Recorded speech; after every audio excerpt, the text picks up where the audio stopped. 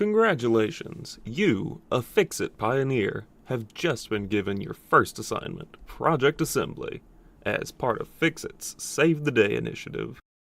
You're being relocated, ejected, at a comfortable speed, terminal velocity, to Planet Massage 2A-B-B.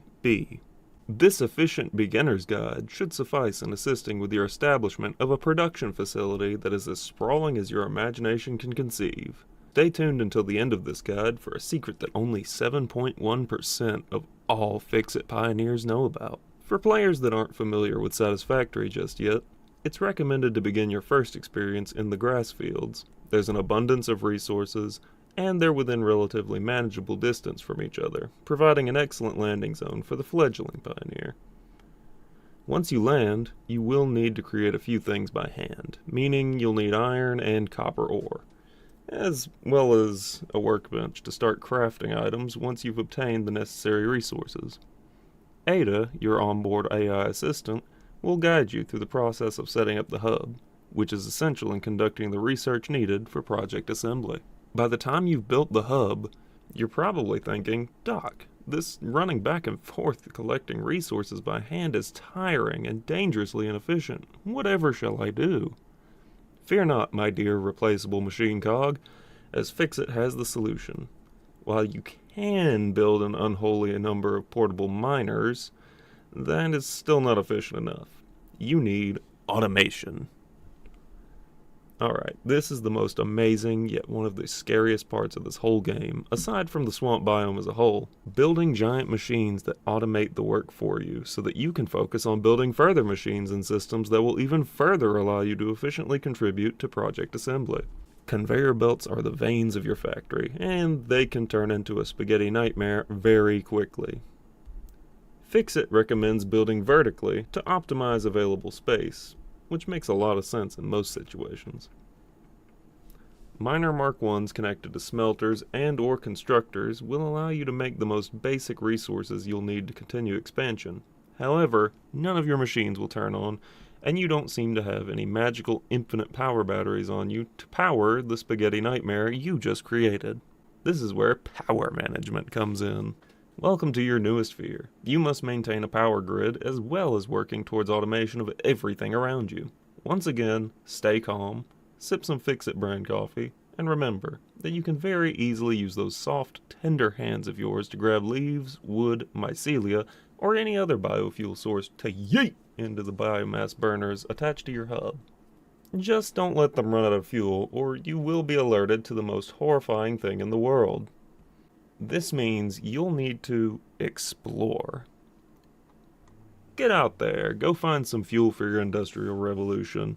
You may just stumble across some new friends, incredible natural sights, or even exotic alien artifacts. Don't forget, stay away from the swamp at all costs. Do not go there yet, you're not ready. Don't do it. As a bit of a pro tip, search for these crashed Fix-It freighters and collect their hard drives. Just don't question why there are so many wrecks scattered about, per company policy. If you cannot make the necessary repairs, you should mark the crash site on your map, given that you have already unlocked the map feature in the hub, to return later and recover Fix-It property. These hard drives contain alternate recipes for your machines, allowing you to change the formulas for your production line in more efficient ways.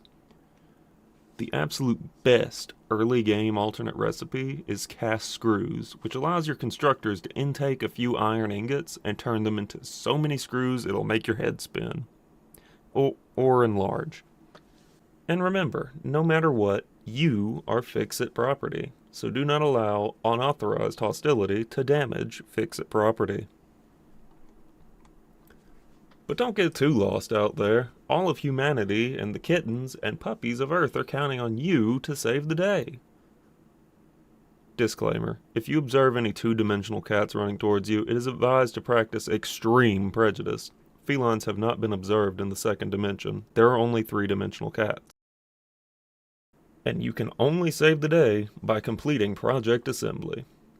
You'll find yourself expanding and upgrading your baseline facilities one by one, moving at your own pace, and designing the production lines of your oddly specific dreams. Now, remember how at the start of the guide I said that only 7.1% of all pioneers know about a certain secret? Well, don't tell Ada, but if you can somehow find a way onto the flying manta's back, you can pet it. Truly, Satisfactory is the game of all time for allowing us to pet not one, but two creatures. This covers the basics of your new assignment.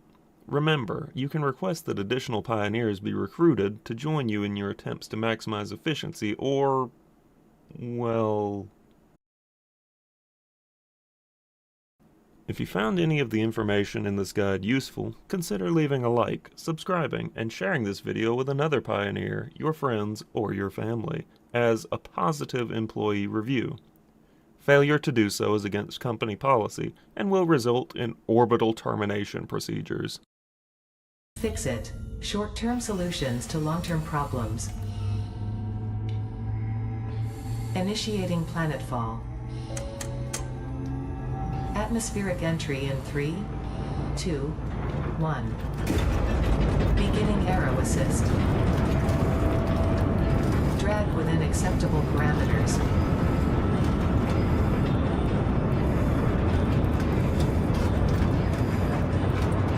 Descent phase begun. Decelerating. Deploying parachute. Deploying backup parachute. Skipping parachute. Landing phase begun. Activating retro propulsion.